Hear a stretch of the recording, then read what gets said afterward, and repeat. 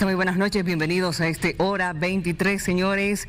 Estamos ya a pocos minutos de que termine la inscripción para los candidatos a las subnacionales y tenemos que mostrarle esta imagen que ha sido una de las llamativas de este día.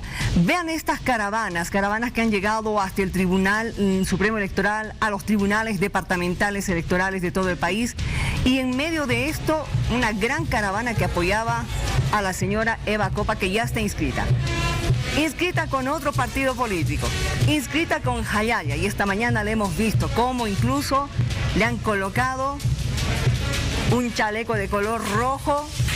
Hemos escuchado a la señora Eva Copa bastante emocionada, yo creo que con muchos sentimientos encontrados. Vamos a estar analizando más adelante qué es lo que ha pasado con ella, y no solo con ella, con muchos otros candidatos que se van a enfrentar en las subnacionales. Ahí le estamos viendo a doña Eva Copa, acompañada de Leopoldo Chuy. Vamos a ver, estamos con Cristian Guzmán y también con Donato Hanover, ambos en los tribunales departamentales en La Paz. Donato Hanover, ¿cómo estás? Buenas noches, cuéntame. Donato. Muchas gracias, Miriam, buenas noches. Acá en la puerta del Tribunal Electoral Departamental en La Paz, quiero mostrarte el panorama por el cual estamos a punto, ya prácticamente una hora, algo más, algo menos, de que se venza el plazo para la inscripción de candidatos para las elecciones subnacionales en La Paz. El panorama, primero, hay bastante gente, militancia del movimiento socialismo, que están acá justamente a la expectativa de que, ya que ellos están trayendo la inscripción de sus candidatos municipio por municipio, no han delegado una sola persona, pero lo que sí se tiene es bastante indisciplina en las medidas de bioseguridad, como podemos observar, gente sin barbijo, gente que consume bebidas alcohólicas y demás situaciones que se genera en este punto, Miriam. Y en la puerta, lo que es el frontis del Tribunal Electoral Departamental, un cordón policial por motivos de seguridad, que están ellos acá resguardando el lugar. No se ha registrado ningún incidente que vaya a convocar la participación de los uniformados ante cualquier situación. Y este es el panorama. ¿Y quiénes ingresan acá para inscribir otros partidos que no sean del MAS? Son delegados. No llegaron hasta acá los candidatos, evidentemente para evitar alguna confrontación, y llegan acá los delegados, se presentan con su credencial y las listas, así como todos los requisitos candidato por candidato de las personas que se van a inscribir y participar en estas elecciones. Con este panorama, Miriam, mostrándote cómo se está llevando adelante, ya a pocos minutos de que concluya el plazo de la inscripción de candidatos. Este es el panorama que se registra acá en la ciudad de La Paz. Retorno contigo, Miriam, a este estudio. Muchas gracias. Gracias, Donato, por darnos este informe. Y Cristian Guzmán, que está en Santa Cruz, también nos va a contar, porque ya anteriormente nos había señalado de que estaban llegando en gran cantidad hasta el Tribunal Departamental Electoral para inscribirse. A ver, Cristian, buenas noches. Así es, Miriam, ya a esta hora de la noche continúa la algarabía aquí a las afueras del Tribunal Electoral Departamental de Santa Cruz, y se van sumando las agrupaciones políticas que llegan hasta este lugar para inscribir a sus candidatos. Estamos viendo en este momento la agrupación Santa Cruz para Todos, cuyo delegado ya se encuentra justamente en el quinto piso del edificio inscribiendo a sus candidatos. De fondo vemos a otras agrupaciones de Johnny Fernández, de Sol. Hemos visto también de algunos municipios que han llegado hasta este lugar. Hasta a eso de las 11 de la noche se tenía conocimiento que ya habían algo de 19 agrupaciones que ya habían inscrito a sus candidatos. Hasta el momento estamos esperando ya la respuesta oficial por parte de las autoridades de cuántas agrupaciones ya inscribieron a sus candidatos. Mientras tanto, vamos a aguardar aquí a las afueras en espera de que las autoridades se pronuncien. Volvemos a este estudio, Miriam. Muy bien, te agradezco mucho por mostrarnos este panorama. Faltan pocos minutos, ya lo hemos dicho, a la medianoche se termina la inscripción de candidatos a las subnacionales. Y vamos viendo, por favor, quienes ya se han anticipado con esto. Esta es la imagen que le decíamos, ese cambio de chaleco, de color, de partido. ¿Qué significa aquello para doña Eva Copa y otros candidatos que han estado también presentándose, hablando, tratando de convencer a la gente de que son las mejores opciones, como don David Castro, artista, metido también en la carrera, don Iván Arias, exministro del gobierno de la señora Áñez, don Franklin Flores, exdiputado, también está yendo a la candidatura, don César Dogbailer, candidato a la alcaldía de La Paz. Y ustedes están viendo a Luis Larrea también apoyado por los ponchos rojos. Estamos viendo al Malcu, que ha hablado también de la señora Eva Copa, hablando muy bien además. Y ahí estamos viendo a una gran cantidad de candidatos. Es una mixtura de candidatos. No sé si estoy hablando correctamente, pero lo tengo ya al que sí va a hablar correctamente con relación a este tema. Marcelo Silva, analista político, para que tú me digas qué panorama, cómo lo estás viendo, qué sensación tienes de esta gran cantidad de candidatos.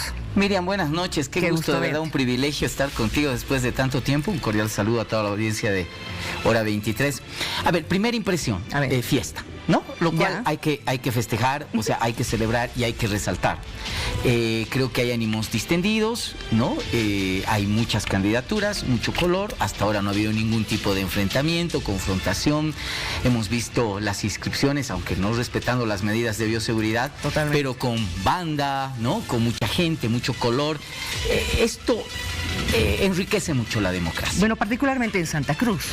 Mira que acá también. Sí. Acá todo el centro ha sido desfile y desfile de las candidaturas. Las caravanas, sí. Entre mucha gente y poca gente también, ¿no? A veces ha habido agrupaciones que tenían más músicos que militantes, pero bueno, sí.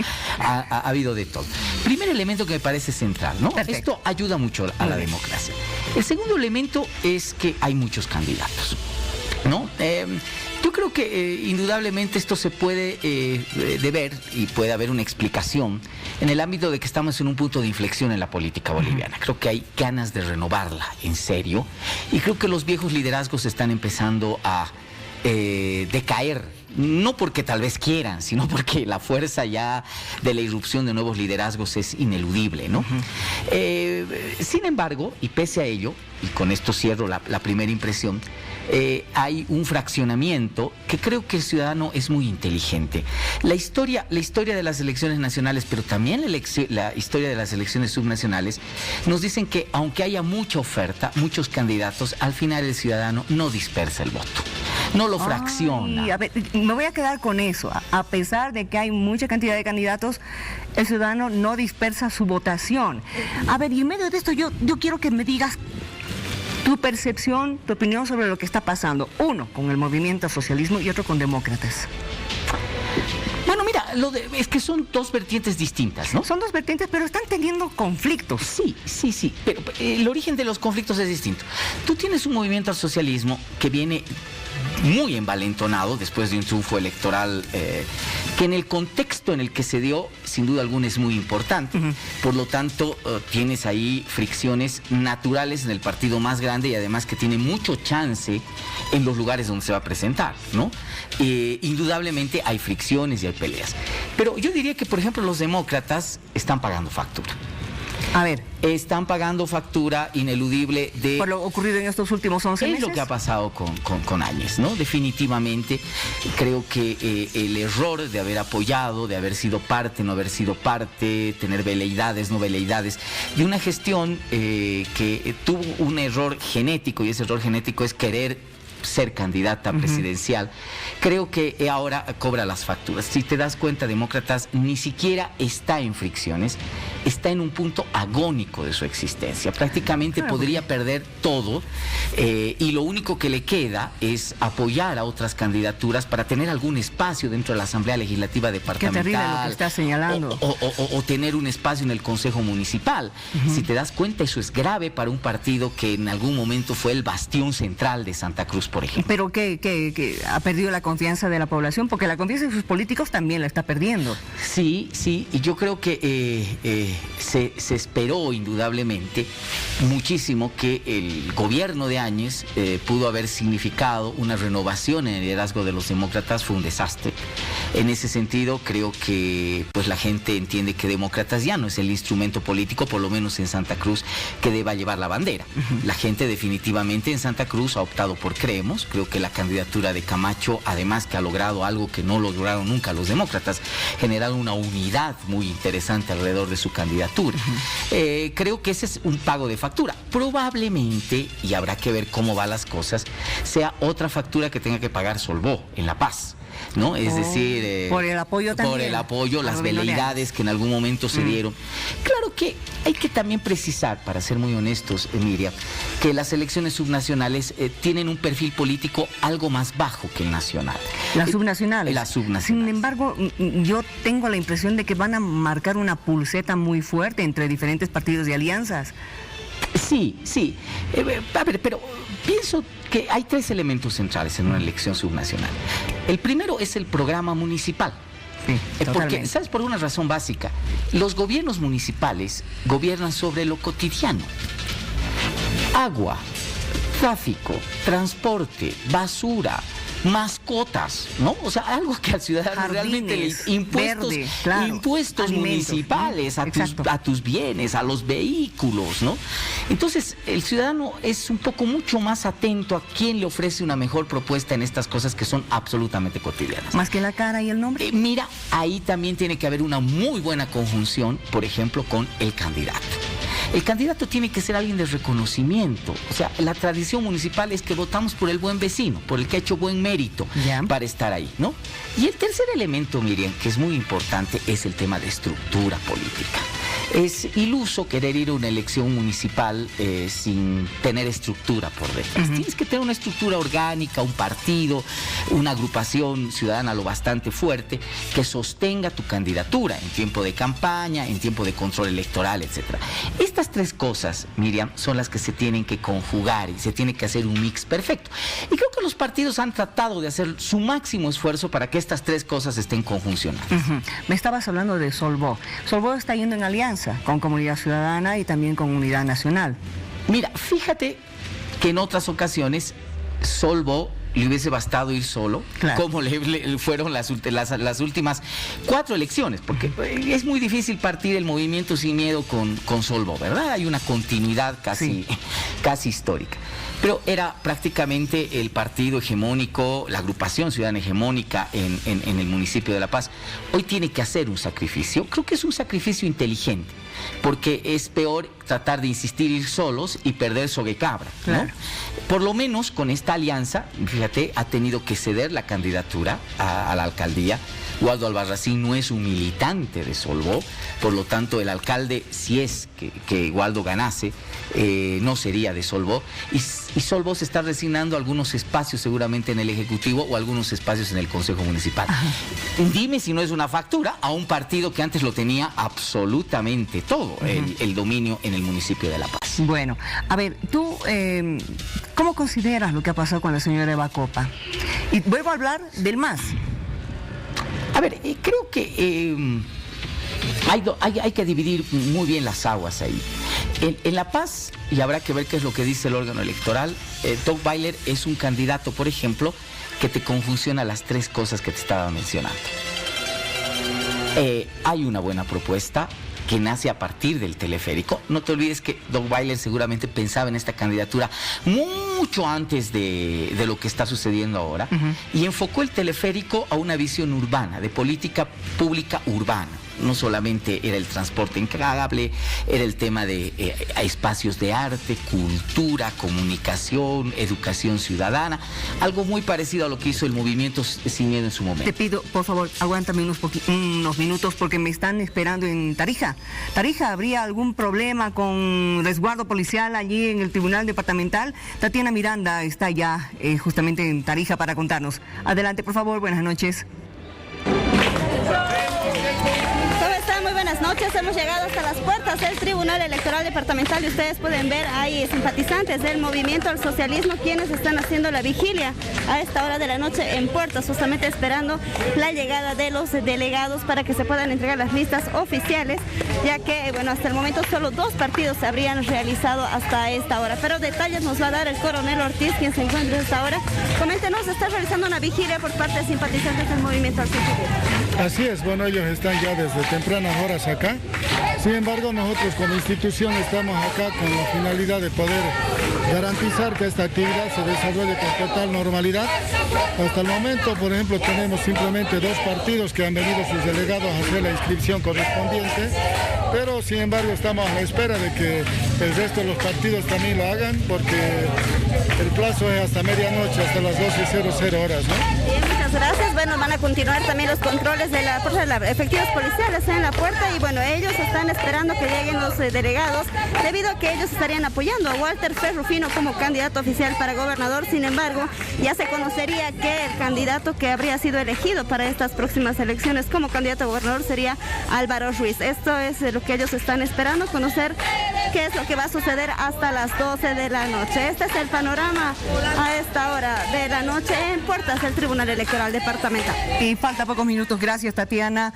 Nos acaban de comentar de que Ernesto Suárez iría como candidato a la alcaldía de Trinidad. Estamos ya con Rocío Cansen. Buenas noches, cuéntame lo que está pasando. Gracias, informarle que nos encontramos en el Tribunal Departamental Electoral del Beni, donde en estos momentos solamente se conoce que el MNR ha llegado para inscribir a su candidato.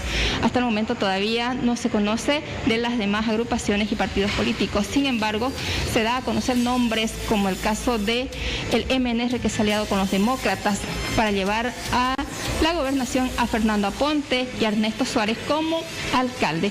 Por otro lado, la agrupación ahora con Unidad Nacional y también Hagámoslo por Trinidad se une con Yanine Áñez para llevar a la gobernación y a Mayín Suárez como alcalde.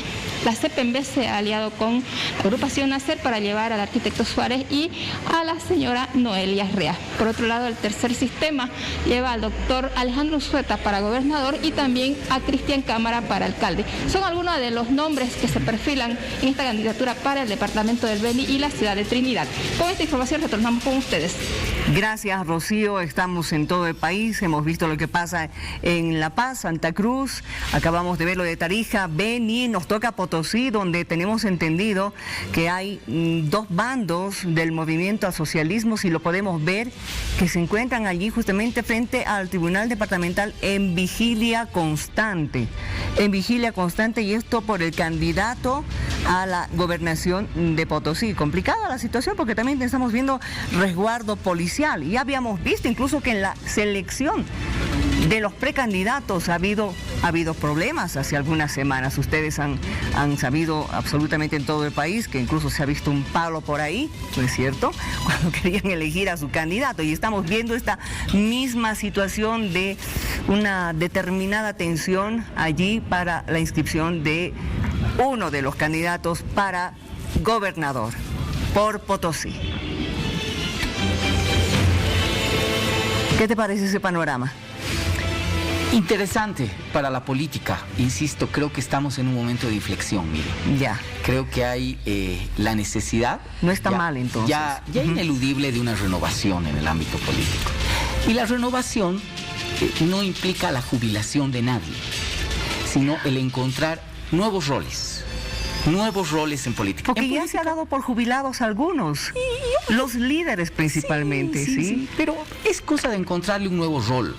Lo malo es de que es como en el fútbol, ¿no? Es mejor dejar el fútbol y acomodarte ya como asistente, ayudante, director técnico, dirigente, etcétera, que el fútbol te deje, ¿no? Claro. Es decir, eso puede pasar, que ya no puedas hacer el mismo trote, ya no tengas la misma velocidad, la misma fuerza. Y yo creo que la cosa de los viejos liderazgos ahora están en reubicarse. Ahí, ¿no? En un lugar de asesoramiento, en un lugar de estrategia política, en un lugar donde más bien se formen nuevos cuadros, nuevos liderazgos, dando paso, por supuesto, a una nueva generación política, que creo que ese es si te estás dando cuenta, en el MAS y en los demás partidos, me parece que ese es el clivaje. Ese es el punto de inflexión, ¿no? Ajá.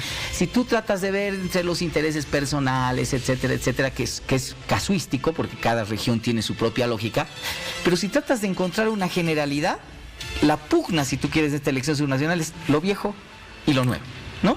Lo que está por surgir y lo que está todavía peleando por mantenerse en el rol. Perfecto. Ahora, yo estoy viendo muchas caras nuevas, tú también, el país también, pero muchas de estas caras nunca antes han estado en política. ¿Eso le está haciendo bien a la política actualmente? Mira, lo ideal, si tú quieres, lo del libro, lo teórico, es indudablemente que los partidos sean fuertes. Claro. Y los partidos sean la simiente fundamental para darte gente a la escena política. Eso significa gente formada, dentro del partido, gente que esté muy bien preparada. Para eso el partido tiene que preocuparse en formar a su militancia, darle clases, capacitación, en el ámbito de que luego tienes parlamentarios muy aptos, tienes gestores públicos muy aptos, ¿verdad? Eso es en el libro. Entonces, la falla fundamental no está en la gente, está en los partidos políticos que no hacen eso. ¿No? Los partidos políticos no se dedican y no se han dedicado nunca a reproducir figuras, esquemas, cuadros, ¿no? Han estado muy encasillados en lo que significa sus liderazgos y como que el partido acababa donde, ¿verdad? Acababa el líder político. Ahora, evidentemente creo que hay una nueva lógica en Bolivia. Yo creo que aparte de esta renovación generacional, ojalá lo próximo que sea, que nos acompañe es una renovación partidaria, es decir, dentro de los partidos, una visión absolutamente de la política, ¿no? Donde existe una formación de cuadros, donde se entienda que una persona no tiene que quedarse por vida en un cargo, sino tiene que reproducir y tiene que ver quién está detrás para prepararlo para que sea capaz y apto de tomar ese lugar, esa posta. Muchos candidatos, como tú has dicho al principio, realmente hasta uno puede llegar a marear si no llegas a conocer a totalidad los nombres. Pero como tú mismo has dicho, aquí tiene que ir conjuncionada en la propuesta con la persona. Y el instrumento político. Y el instrumento político. Muchos de estos instrumentos políticos no se conocen. Sí, pero además de ello, Miriam, y vuelvo a insistir, por ejemplo, la paz. Solamente vamos a hablar de la paz como ejemplo. Okay. ¿No? Nosotros tuvimos una época del denominado Consejo de Lujo, debes acordarte, hace 20 y tantos en la alcaldía años, ¿no? Claro, donde el voto era muy fraccionado. ¿Te acuerdas? ADN tenía su candidata, ahí estaba MacLean, tenía el MNR también su partecita, tenía la agrupación de varios colegas periodistas, ahí estaba doña Cristina, que en paz descansa, doña Cristina Corrales, el señor Galvez, ¿te acuerdas? Ahí está. Y el resultado fue desastroso. Creo que a partir de esa experiencia, el paceño no fracciona su voto. Si te has dado cuenta, luego la historia municipal electoral ha sido de concentración del voto. No creo que haya razones para pensar que en esta elección el voto va a ser altamente fraccionado. Yo pienso que se va a concentrar el voto, especialmente en La Paz, se va a concentrar en dos. Tal vez existe una tercera candidatura y con algo de expectativa, pero va a estar concentrado ahí. Así que el resto de los competidores, más allá de tener un cartel, más allá de ser buenos candidatos, porque hay que respetar absolutamente el derecho plural que tienen todos de participar, van a quedar al final con una votación muy simbólica y sin derecho a la representación política seguramente en el Consejo. Complicado para ellos digo. Para algunos candidatos que hoy día se han conocido, son apuestas muy altas, ¿no? Claro, porque están cambiando lo que hacían anteriormente, cuestiones políticas o cuestiones económicas. Mira, que yo sé que ahorita pica hablar de alguien que, por ejemplo, y yo sé por tu posición en un medio de comunicación, dejar un medio de comunicación, dejar esta palestra tan importante que tienes, por ir a la política y probablemente con muy poca expectativa electoral, ¿no? Entonces, caramba, que hay sorpresas en ese sentido. Uno no logra entender por qué esas personas dan ese paso, ¿no? Es decir, dejar una palestra que siempre es importante, que es los medios de comunicación, y de repente dar un salto que a veces no tiene retorno, Miriam, y tú lo sabes, ¿no? Es decir, cuando sales de aquí y te vas a la política, probablemente tu retorno ya no sea posible. Gracias por haber venido, Marcelo. Que no sea la última vez, por favor. No, para mí siempre es un privilegio poder conversar contigo. No, para mí siempre es un privilegio. Ya se acerca la etapa más candente del proceso electoral, sin duda alguna. Habrá que esperar el nuevo cronograma en cuestión de fechas de campaña y todo eso. Y esta vez sí, las características de campaña que seguramente serán diferentes a las que hemos tenido en la elección nacional. Pero sin lugar a dudas ya los vamos a ver en enero, las siguientes semanas. Gracias, Marcelo. Privilegio, Miriam, un gusto. Vámonos a conocer las 5 noticias destacadas del día y luego nos vamos al corte.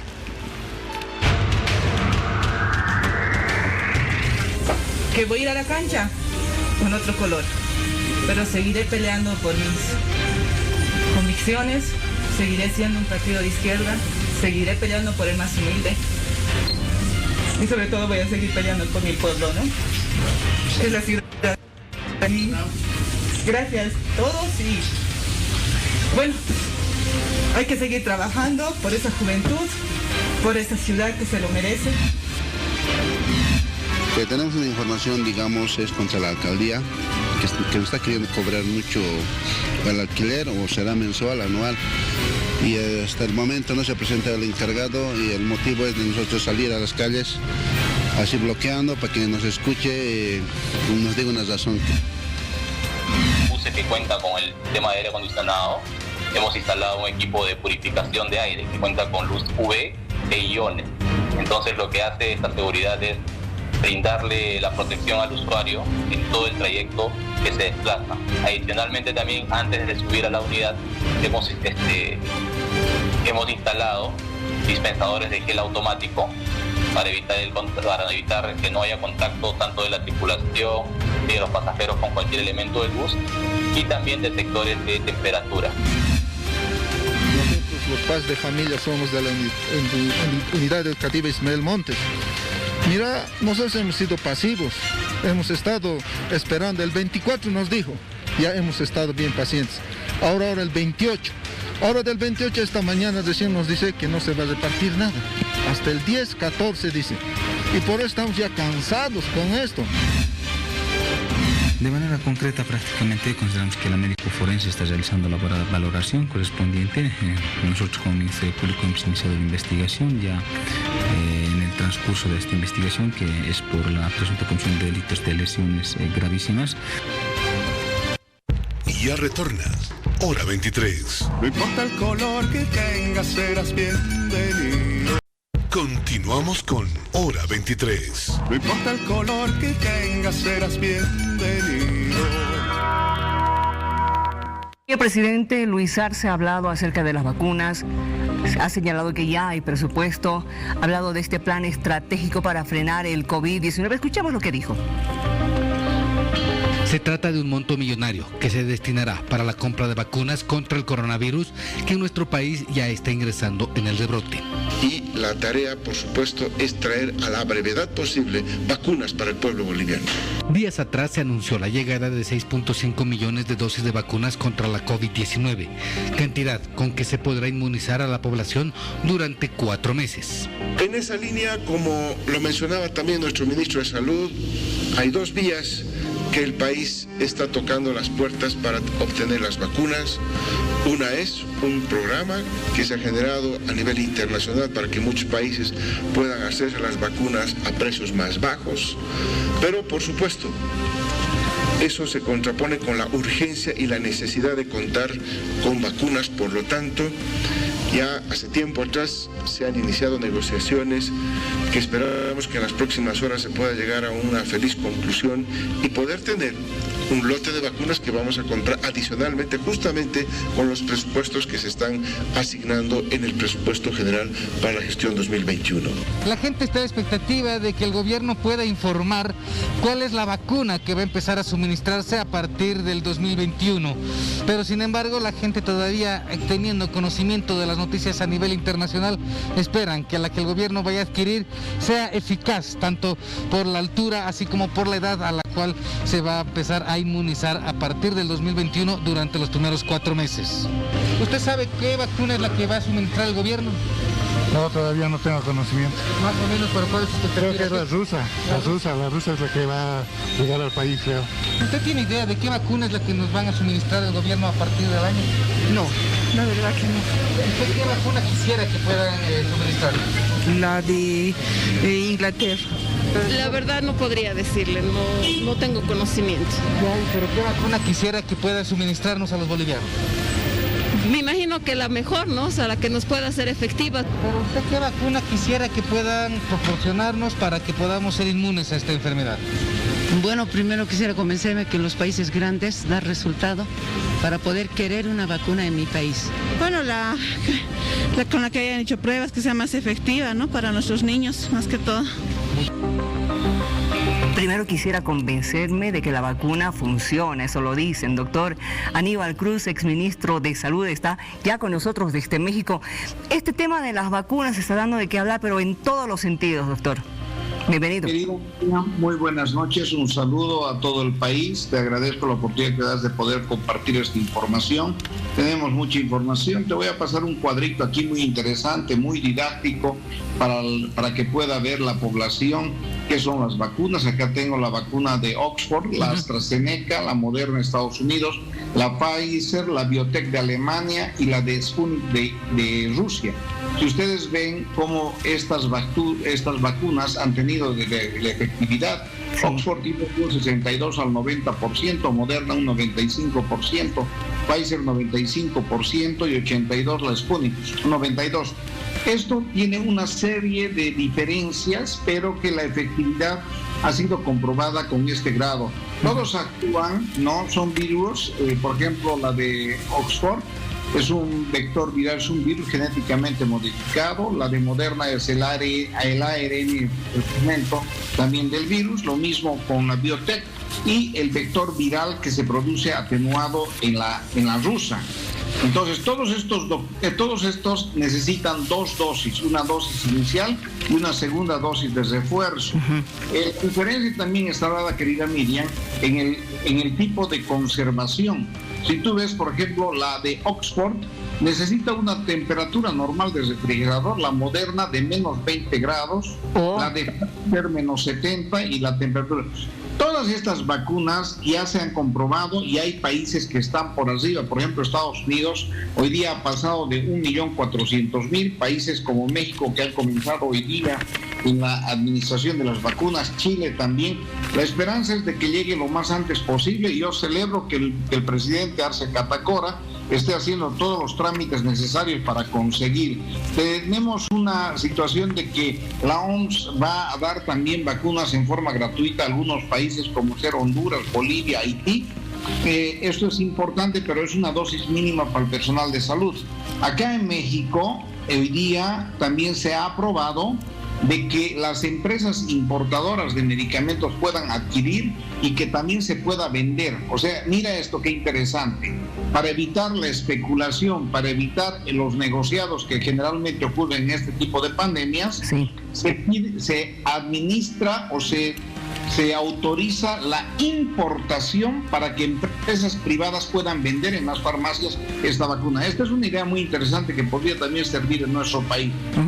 Una cosa para la población, querida Miriam, acá en el lado izquierdo de tu pantalla tenemos los efectos secundarios que Pfizer ha publicado en pacientes. Nosotros podemos ver esto, que no debe alarmar a la población, porque no es que específicamente estos efectos secundarios van y dañan al organismo de la persona, sino que son los mismos efectos que tienen, por ejemplo, estas vacunas de influenza. En algunos casos, en un porcentaje, por ejemplo, puede haber un pequeño enrojecimiento, hinchazón, dolor, fiebre, fatiga, dolor de cabeza, resfriado, vómitos, diarrea, pero fíjense el porcentaje de las personas que tienen, y esto pasa con un paracetamol o con algún antipirético que pueda ayudar.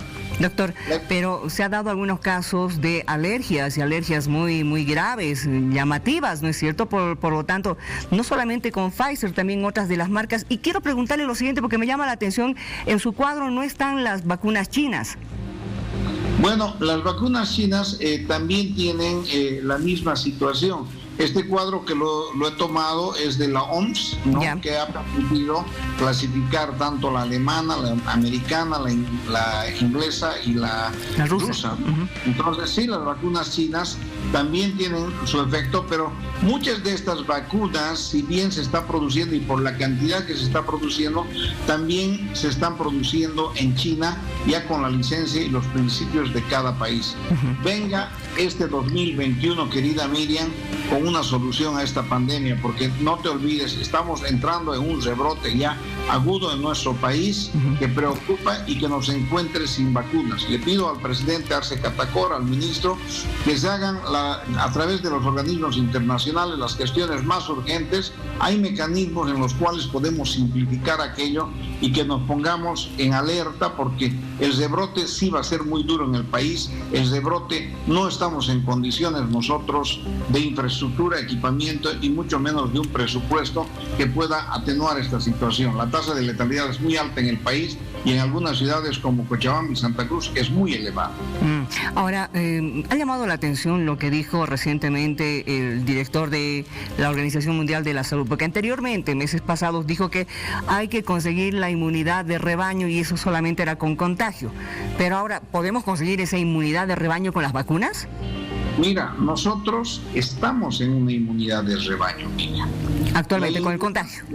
La inmunidad en rebaño se da a través de la tasa de contagio. Por ejemplo, cuando tuvimos la disparada en el Beni o en Santa Cruz, prácticamente los números que se han establecido allá pueden ser superiores a los determinados porque las pruebas diagnósticas no fueron suficientes.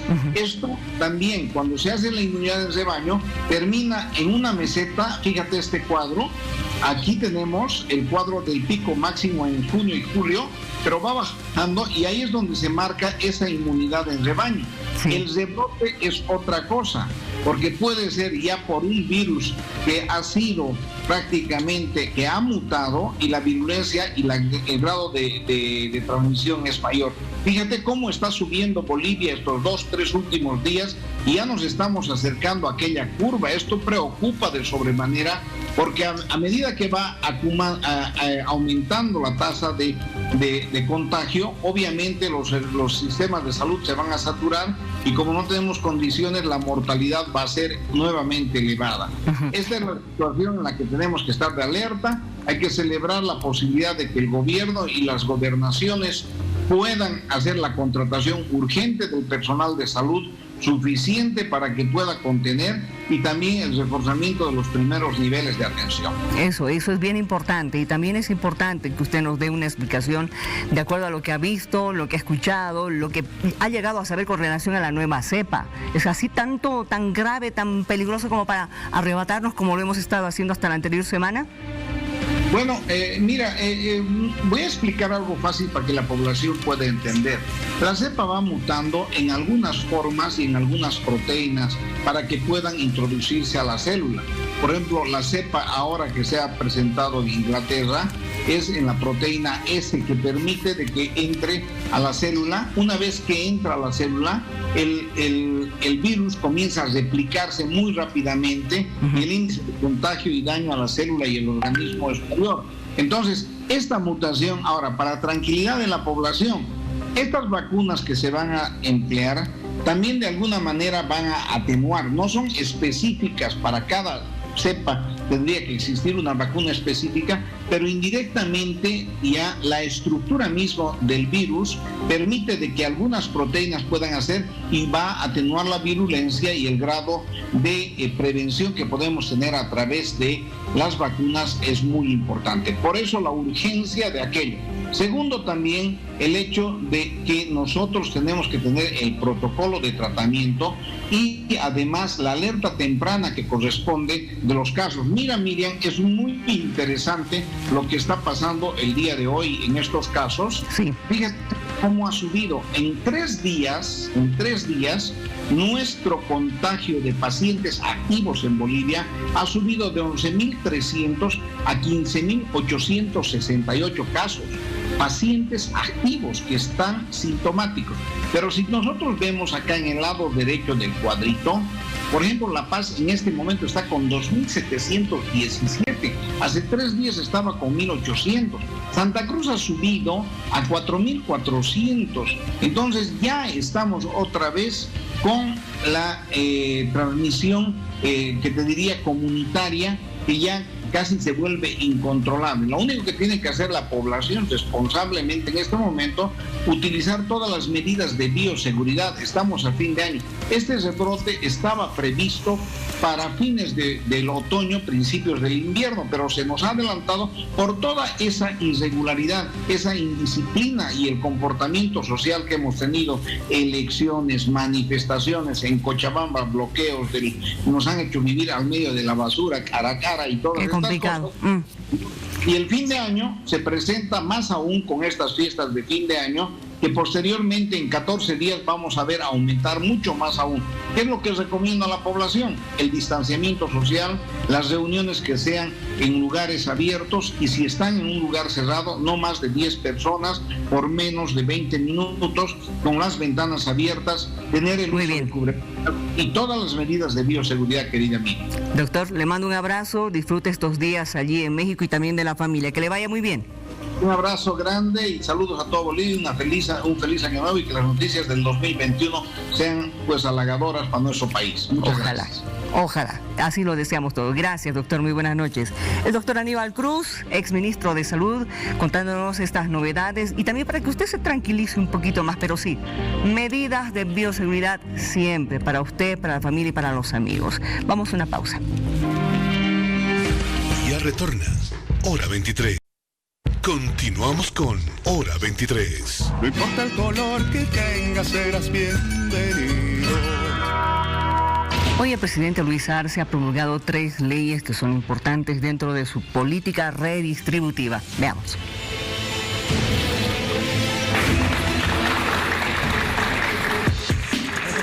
De esta manera estampa la firma en esta normativa nuestro presidente del Estado.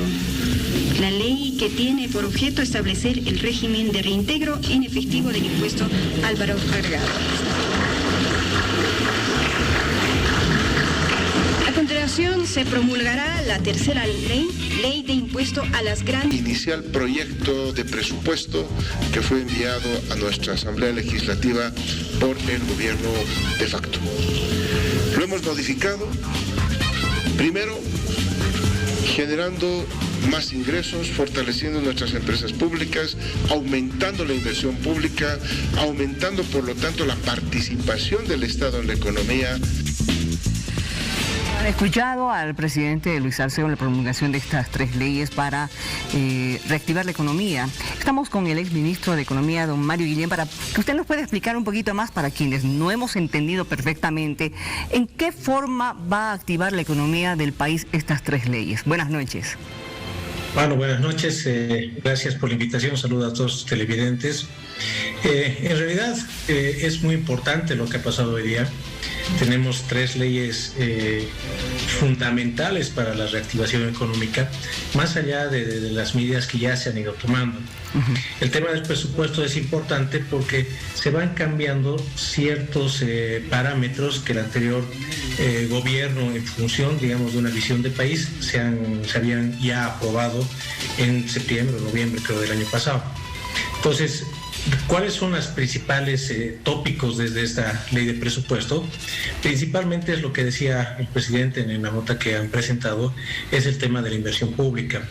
El anterior gobierno había presentado aproximadamente 3.400 millones de dólares de inversión pública y hoy día el proyecto de presupuesto ha subido a aproximadamente 4.010 millones de dólares de inversión pública. ¿Qué implica esto? Implica que aquellos proyectos que se habían quedado parados o nuevos proyectos se van a poder iniciar este año, y esto tiene nomás un efecto dinamizador de la economía, multiplicador. ¿Por qué? Porque uno va contratando ciertas empresas constructoras, digamos, por ejemplo, en el caso de infraestructura caminera o en el caso de construcción de hospitales, y estas empresas a la vez contratan personal, y este personal tiene un mayor consumo, una capacidad de consumo, y ese consumo se traduce en la compra de productos nacionales. Por lo tanto, tiene un efecto multiplicador, eso es bien importante. El otro tema que es importante de este presupuesto recalcarlo es que aproximadamente el 10% del presupuesto está destinado a salud, aproximadamente 22.800 millones de bolivianos, el 10% está a salud, y un poco más del 10% se ha destinado a lo que es educación, aproximadamente 23.700 millones. Entonces se está cumpliendo principalmente con el tema que nos preocupaba a todos, que es el tema de la salud. Se está generando este 10%, y eso es importante. Y el tercer punto importante, creo que hay que recalcar de este proyecto de ley, o de esta ley que se ha promulgado hoy, es el tema del déficit fiscal. el déficit fiscal que había presentado el anterior gobierno estaba aproximadamente del 12.3% y este nuevo presupuesto contempla un déficit del 9.74%. ¿Qué implica esto? Que el déficit o los ingresos, o bueno, los gastos que van a superar los ingresos que lo había presupuestado el gobierno anterior en un monto mayor, hoy bajan. Pero más allá de eso, analizando el presupuesto, esta baja del déficit fiscal está conllevando una rebaja de gasto, principalmente en ítems de gasto corriente. Y eso es lo importante de recalcar, porque subes la inversión, en realidad debería subir también el déficit fiscal, pero por otro lado se generan mayores ingresos y se genera un ahorro en gasto corriente, y eso es lo importante de este proyecto, porque baja el déficit fiscal, pero no sacrificando la inversión pública como hizo el anterior gobierno. Me gustaría que me explique un poquito más esto, porque evidentemente va a afectar a entidades públicas, va a afectar directamente al funcionario público. Le pregunto lo primero, ¿qué es eso de los gastos corrientes? Para que la población también entienda un poco más. Bueno, en realidad esos son los gastos que el Estado hace en temas del día a día, por ejemplo, papelería, que se ha bajado prácticamente a cero, el tema de compra de movilidades que se ha bajado a cero, el tema de infraestructura también que se ha ido bajando. Entonces esto va a afectar no al funcionario como tal, sino a la gestión, donde el Estado va a ser más austero de lo que era antes. Y eso es importante tenerlo. No es que va a bajar, digamos, el salario de los empleados públicos, sino esos ítems que se gastaba, como le decía anteriormente, eso se va a ir ahorrando. Y eso es importante porque se está ahorrando, tenemos un Estado más austero, pero por otro lado también estamos mejorando los ingresos. Y a eso va la segunda ley que también se ha promulgado hoy día, que es el tema del IVA. Le pido unos minutitos. Me gustaría hablar un poquito más del IVA, pero antes tengo que cumplir con mis anunciadores y seguimos hablando de estos temas económicos. Y ya retorna, hora 23. Porque tengas, serás bienvenido. Estamos recibiendo una explicación, nos está explicando para que la gente también entienda acerca de esta promulgación de leyes, el exministro de Economía, don Mario Guillén, a quien le pedimos, por favor, hablemos ahora de esta promulgación de la ley del reintegro del IVA. Bueno, aquí para darte un dato, ¿cómo funciona el tema del régimen complementario del IVA en realidad? Sí. Todos los asalariados seguramente tienen que mes a mes descargar sus facturas. La norma dice que descargas facturas a partir del descuento de 4 salarios mínimos de tu salario. Eso más o menos hace un monto de 9,000 y fracción. Entonces toda la gente que gana de 9,000 hacia abajo no necesita descargar facturas. ¿Qué es lo que ha ocasionado esto? Que aproximadamente solamente un 12% de la gente que hoy día tiene una dependencia laboral tenga que descargar facturas. Entonces esto incentiva que mucha gente, cuando va a comprar un producto, cuando va a hacer alguna compra, y el vendedor le dice: señor, si no le doy factura, le rebajo X monto, entonces desincentiva a la gente para pedir factura, porque la factura básicamente no le sirve para nada. Claro. Entonces la idea un poco de esta norma es que estas personas, cualquier persona que gane menos de 9,000 bolivianos, pida la factura y se le va a reintegrar el 5% del IVA. Vale decir que en vez de que el vendedor te descuente ese 5%, tú vas a poder presentar esas facturas y te van a devolver el 5%. Entonces, de todas tus compras los vas a ir acumulando y te van a devolver este 5%. ¿Cuál es la idea de este impuesto o de esta ley? Es que por un lado el Tesoro tenga mayor ingreso, porque obviamente los vendedores o los productores o la gente que vende va a tener que emitir factura, y por otro lado estamos beneficiando a aquellas personas que ganan menos de 9,000 bolivianos, porque estas personas van a tener, digamos, la devolución del total de sus compras de un 5%. Entonces es importante ver el espíritu de esta norma, porque tiene nomás un beneficio tanto para las personas como para el Estado mismo, ¿no?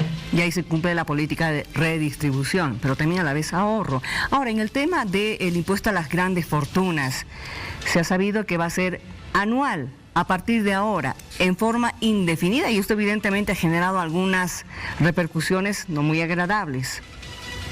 Bueno, en realidad el tema de este impuesto es aquellas personas que tienen más, que tienen mejores ingresos, deberían tributar en favor de aquellas personas que tienen menos ingresos. La idea, digamos, de este impuesto es que aquellas personas que tienen más de 30 millones de bolivianos, vale decir casi 5 millones de dólares, tengan un impuesto adicional que va a estar destinado obviamente para ir mejorando las condiciones de vida de las personas que ganan menos. Entonces, creo que desde el punto de vista redistributivo, desde el punto de vista de justicia social, es importante tener un impuesto de este tipo porque hace que aquel que tiene más también se preocupe o tenga un aporte mayor que cualquiera para en beneficio de aquellas personas que tienen menos.